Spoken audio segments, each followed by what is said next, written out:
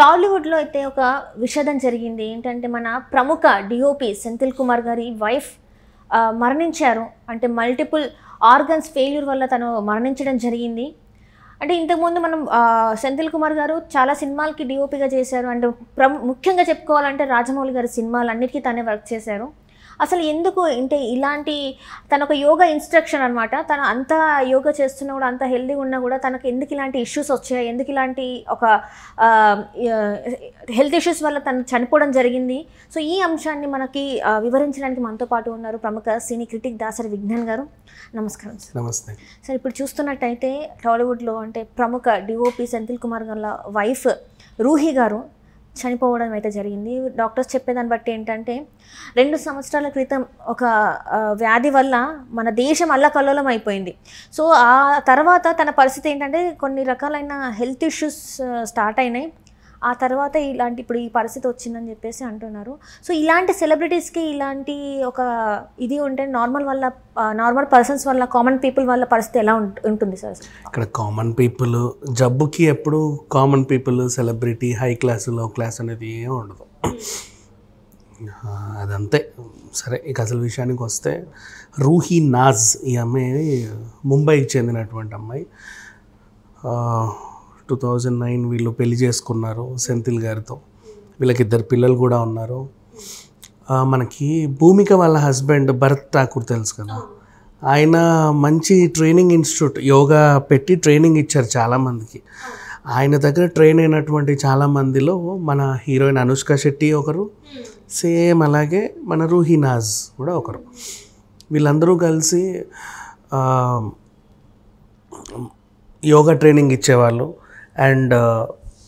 And Ruhi ఈవిడ brand and Ruhi అని ఆవిడ ఒక బ్రాండ్ ఏర్పాటు చేసుకొని దాంతో చాలామందికి ట్రైనింగ్ ఇచ్చింది. ఈమె దగ్గర ట్రైన్ అయిన వాళ్ళు కూడా బోల్డ్ అంతమంది ఉన్నారు.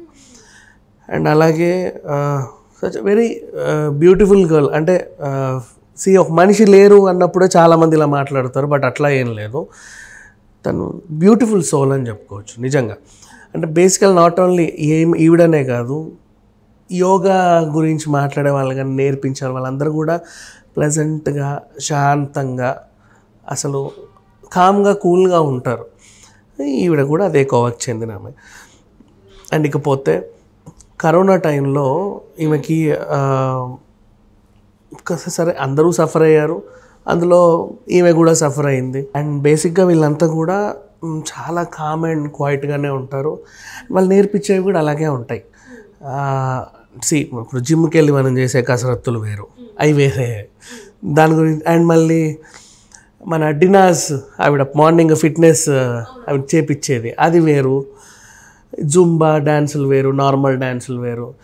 ఫిట్నెస్కి చాలా రకాల మార్గాలు ఉన్నా కూడా బుద్ధుడి నుంచి వచ్చింది వీళ్ళకి. ఎప్పుడు కామ్గా, కూల్గా, క్వైట్గా మీరు చూస్తూ ఉంటాయి కూడా. ఈ హీలింగ్ సౌండ్స్ ఇవన్నీ కూడా చాలా ప్లెజెంట్గా ఉంటాయి.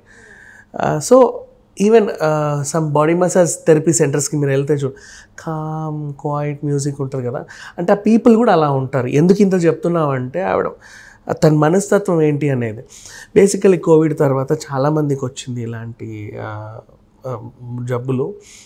అంటే కొంతమందికి ఏంటంటే ఈ డోసులు వేసుకున్నారు కదా, బూస్టర్లు, మొదటి డోసు, రెండో డోసు, దానికి తగ్గట్టు ఇంకో బూస్టర్ డోసులు వేశారు.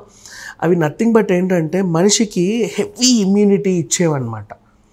ఎందుకు ఇది చెప్తున్నానంటే, ఇప్పుడు నేనున్నాను, నాకు ఇమ్యూనిటీ చాలా తక్కువ, నాకు చాలా తక్కువ. 2 మెట్లకి తాయాసం వస్తుంది, లైక్ మైసైటిస్ లాంటి బాధ నాది కూడా. నాకు అది ఎక్కిచ్చాడు అనుకో, సరే నాకు ఆ ఇమ్యూనిటీ వస్తుంది. అంటే అప్పుడు అందరిని ఒకలా చూశారు. నెక్స్ట్ మళ్ళీ ఇప్పుడు సమంత ఉంది, మైసైటిస్తో బాధపడుతుంది. ఆ పిల్లకి ఎంత ఇమ్యూనిటీ ఇచ్చినా ఒక రోజులో అయిపోతుంది. అండ్ కొంతమంది ఇలాంటి వాళ్ళు ఫిట్గానే ఉంటారు, చూడడానికి బాగానే కనిపిస్తుంది. కరోనా వచ్చింది, కరోనాకి నువ్వు ఫిట్టా కాదా అని చూడాలి, అందరికి వచ్చింది, అది వైరస్ కాబట్టి, రైట్. కానీ మనం బూస్టర్ ఇంజెక్షన్స్ ఇచ్చేటప్పుడు ఏంటంటే చాలామందికి ఆల్రెడీ ఇమ్యూనిటీ హై ఉన్న వాళ్ళు ఉన్నారు, చాలా కోల్పోయిన వాళ్ళు ఉన్నారు. కరోనా బారిన పడ్డాక కూడా ఇమ్యూనిటీని కోల్పోయిన వాళ్ళు ఉన్నారు. సో బూస్టర్ డోసులు ఇవన్నీ ఇచ్చిన తర్వాత కూడా నేను ఇప్పుడు ఈవిడ గురించి అనట్లా, ఈవిడది వేరే కేసు, నేను చెప్పేది మిగతా వాళ్ళ గురించి. హై ఇమ్యూనిటీ ఉన్న వాళ్ళకు కూడా బూస్టర్ డోసులు ఇచ్చేసరికి అది కాస్త పెరిగి కూడా అంటే మితిమీరి కూడా కొన్ని రకాల జబ్బులు వచ్చిన వాళ్ళు ఉన్నారు. అండ్ కేవలం ఈ వ్యాక్సిన్ వల్ల కొంతమంది ఏదో అయిన వాళ్ళు ఉన్నారు అంటే మాట్లాడకూడదు, ఎందుకంటే అందరికీ ఇచ్చిన వ్యాక్సిన్ కూడా దాని గురించి అనకూడదు. కాకపోతే ఏంటంటే అందరు మనుషులు ఒకటి కాదు కదా, పచ్చి తాగుబోతులు ఉన్నారు, వాళ్ళకి ఇచ్చారు. వాళ్ళల్లో కొంచెం ఇంకేదో అంటే తాగుబోతులు ఇన్ సెన్స్ మోస్ట్లీ తాగుబోతుల కరోనా రాలా. The reason because they are sanitizing every day. So different people. ఇప్పుడు మన ఎస్పీ బాలసుబ్రహ్మణ్యం గారు ఉన్నారు, ఆయన ప్యూర్ వెజ్, అవునా, ప్యూర్ వెజ్ మితంగా తిని హెల్త్ని చాలా నీట్గా కాపాడుకుంటారు. వై? బికాస్ వాళ్ళు సింగర్స్ కాబట్టి. ఆయనకి కూడా కరోనా వచ్చింది. తర్వాత పాపం తగ్గక రకరకాల వ్యాధులు వచ్చి మల్టీ ఆర్గానిక్ ఫెయిల్యూర్ అయ్యి అప్పుడు చనిపోయాడు. మన తారక రత్న సంథింగ్ ఏదో డిహైడ్రేషన్కి వెళ్ళాడు, multi organic failure. Same health బాగా కాపాడుకునే మన శరత్ బాబు గారు చాలా బాగా, అసలు ఆయనకు తెలియదు నేను ఇట్లా ఉన్నానని కూడా, ఆయన కూడా మల్టీ ఆర్గానిక్ ఫెయిల్యూర్, తనకు కూడా అలాగే వచ్చింది. ఇట్లా చాలామంది ఉన్నారు, ఒకరిద్దరని చెప్పుకోవడం లేదు. సేమ్ ప్రాబ్లం పాపం రూహికి కూడా వచ్చింది, మల్టిపుల్ ఆర్గానిక్ ఫెయిల్యూర్ అమ్మాయికి పొందింది. పాపం మొన్నటి నుంచి హాస్పిటల్లో ఉంది, మన కిమ్స్, సికింద్రాబాద్ కిమ్స్లో పెట్టారు.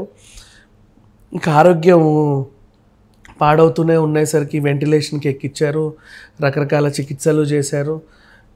15th ఈరోజు ఇంకా కాపాడలేకపోయారు ఆ అమ్మాయిని. రేపు మన జూబ్లీ హిల్స్ మహాప్రస్థానం ఉంది కదా, అక్కడ అంత్యక్రియలు చేస్తామని చెప్తున్నారు 9 గంటలకి. సో ఇప్పుడు రూహీ నాజ్ ఒక ఫేమస్ యోగా టీచర్, ఒక ఫేమస్ సినిమాటోగ్రఫర్కి భార్య కాబట్టి, ఆ సినిమాటోగ్రఫర్ ఎవరు? మన రాజమౌళికి ఆస్థాన, అంటే రాజమౌళి ఎంతో ఆయన అంతలాగా మనకి. కాబట్టి మనం ఈరోజు మాట్లాడుకుంటున్నాం. కానీ ఎంతమంది రూహీ నాజ్లు తెలియని వాళ్ళు ఎన్ని హాస్పిటల్స్లో ప్రాణాలు కోల్పోతున్నారు కరోనా తర్వాత. నేనేమంటున్నానంటే ఇప్పుడు అన్నావు కదా కామన్ మ్యాన్ అనేది, ఇక్కడ ఉపయోగిద్దాం. ఎందుకంటే ఎవరన్నా ఒక సర్వే వాళ్ళు మంచిగా నీట్గా పెద్ద ఎత్తున సర్వే చేసి ఈ ఆఫ్టర్ వ్యాక్సిన్ చాలామంది పీపుల్ బాడీస్లో వచ్చే ఫ్లక్చుయేషన్స్ ఎలా ఉన్నాయి, మార్పులు ఎలా ఉన్నాయి, కొంతమంది ఆయన చనిపోయే వాళ్ళ హెల్త్ కండిషన్ ఎలా ఉంది, వాళ్ళకి మల్టీ ఆర్గానిక్ ఎలా అవుతున్నాయి, మిగతా వాళ్ళది ఎలా ఉంది, మంచిగా హ్యాపీగా ఉన్న వాళ్ళది ఎలా ఉంది. మన పునీత్ జిమ్ చేస్తూ అసలు పునీత్ రాజ్పూత్ కావచ్చు, అక్కడ మేకప్ మన గౌతమ్ మంత్రి జిమ్ చేస్తా ఆయన ఎంత గట్టిగా ఉంటాడు. ఒకరిద్దరు కాదు, చాలామంది మోస్ట్లీ. అంటే ఒక చిన్న సర్వే నిర్వహించి ఇలా ఉంది పరిస్థితులని మళ్ళీ ఒకవేళ చాటి చెప్తే, కరోనా టైంలో ఎంత పెద్ద డ్రైవ్ చేసి వ్యాక్సిన్లు తెచ్చారో దీనికి కూడా ఏదన్నా ఇలా అవుతుందండి పలానా దానికి అని ఒకటి కనుక్కొని ఏదైనా సొల్యూషన్ ఉండి ఇట్లాంటి వాళ్ళందరూ ఈ మందు వాడండి, లేకపోతే ఇది చెయ్యండి, ఇలా పాటించండి, ఇవి తినండి, ఇవి తినకండి అని ఎవరైనా చెప్పేవాళ్ళు ఉంటే ఉండొచ్చు. ఎందుకంటే అందరూ మెడిసిన్ అయితే చదవలేదు.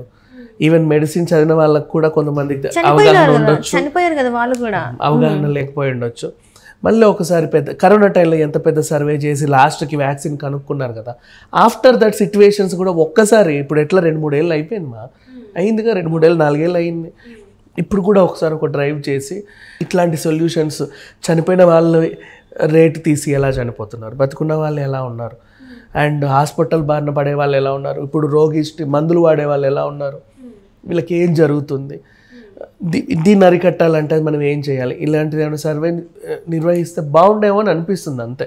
అంటే ఇప్పుడు మనకు తెలిసిన ప్రముఖులు చనిపోతేనే కదా మనం మాట్లాడుకుంటున్నాం. 5 ప్రముఖులు చనిపోతున్నారని మాట్లాడుతాం, కానీ 500 మంది సామాన్యులు వాళ్ళ గురించి తెలియదు కాబట్టి కదా మనం చెప్పుకోవట్లా. సో ఇప్పుడు రూహీకి ఏంటి తక్కువ, చక్కగా యోగా చేస్తుంది, వాళ్ళంతా ఎలా మెయింటైన్ చేసుకోవాలో ఆమెకు తెలుసు. సమ్ టైమ్స్ వాళ్ళ చేతుల్లో ఉండదు, వాళ్ళు గాలికి వదిలేస్తారు. సేమ్ ఇప్పుడు మన అనుష్క ఉంది, ఆరోగ్యం బాగానే ఉంది అమ్మాయి, కానీ ఒబెసిటీ వచ్చేసింది. ఒక్కసారి ఎలాగో తగ్గుదాంలే అనుకుంది, కానీ తన వల్ల అవ్వాల. ఇద్దరు ఫ్రెండ్సే. సో సంథింగ్ శరత్ బాబు గారు అయితే లాస్ట్ చనిపోయే ముందు ఆయన ఇంటర్వ్యూ ఒకటి చూడండి, నేను పొద్దున్న అవి తింటాను, సాయంత్రం అవి తింటాను, నాకు జబ్బు తెలుగంటే కూడా తెలియదండి అన్నాడు. ఒకసారి వెంటనే నెలగాలేదు హాస్పిటల్లో పడితే ఇన్ని ప్రాబ్లంలు తెలియదు మనకి. మనం అనుకుంటాం బాగానే ఉన్నామని, లోపల ఏమో ఉంటాయి. అండ్ ఇంకోటి చెప్పేది ఏంటంటే చాలామందికి తెలియదు, ఫేస్బుక్లలో అంటే చెకప్లకి వెళ్ళాలంటే ఎక్కువ ఖర్చు అవుతుందేమో అనుకునే వాళ్ళు చాలామంది ఉన్నారు. ప్రతి సామాన్యుడు కూడా 200కి 300 కూడా చెకప్లు చేసుకోవచ్చు. ఇంటికి వచ్చి కూడా హెల్త్ చెకప్లు చేసే యాప్స్ కూడా ఉన్నాయి, ఇవాళ రేపు కొన్ని ఉన్నాయి. సో ఫేస్బుక్లో ఓపెన్ చేస్తే కూడా 1999 చెకప్లు ఇట్లా కొట్టేసి 200కే 300కే ఇస్తున్నారు. గూగుల్ పేలో కూడా అప్పుడప్పుడు అందరు స్క్రాచ్ కార్డులు చేస్తుంటే హెల్త్ మీకు 299కి అంటే ఎన్నో ఖర్చు పెడుతున్నావు, ఏవేవో తింటున్నావు. ఇవాళ రేపు సింపుల్ ఒక జొమాటో ఆర్డర్ పెట్టాలన్నా 500 పోతున్నాయి, అవునా? సినిమాకి వెళ్ళాలన్నా ఎంత కాదన్నా 1000 రూపాయలు పోతున్నాయి. చాలా ఖర్చులు పెడుతున్నాము, మనకు తెలిసి కొన్ని తెలియక కొన్ని.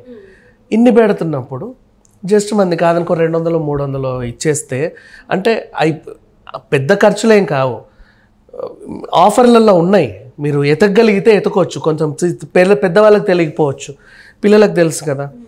ఎతికితే ఆన్లైన్లో 299 199కి కంప్లీట్ బాడీ హెల్త్ చెకప్లని వస్తున్నాయి. ఒక్కసారి ఫ్యామిలీ వెళ్ళండి, లేదా 2 నెలలకు 3 నెలలకైనా నెలకు ఒకసారి వెళ్ళండి, తెలుస్తాయి బాడీలో ఉండేది. వాళ్ళు చెప్తారు, అమ్మ మీకు ఇది కొంచెం ఏదో అయింది, ఇది అయింది. దానికి తగ్గ మందులు తినడము లేదు. నేను మందులు వాడను అన్నా కూడా ఏది ఫుడ్ తినొచ్చు ఏది తినొద్దో మనకు తెలుస్తుంది కదా.